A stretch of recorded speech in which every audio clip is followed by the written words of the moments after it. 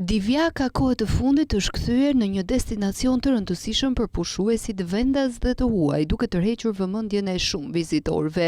Pushues të shumtë kanë zgjedhur që këto ditë me temperatura të nxehta t'i kalojnë në Divjak, një plazh me hapësirë më të madhe ranore, që karakteristikë të tij ka ujërat e cekta dhe të pastra. Vija bregdetare e Divjakës ofron një plazh të sigurt për fëmijët, të cilët mund të luajnë në rërën e pastër. Një bregdet i lirë prej 10 kilometra shfrytëzohet nga të gjithë grup moshat për të bërë ecje apo për të vrapuar në ajrin e freskët.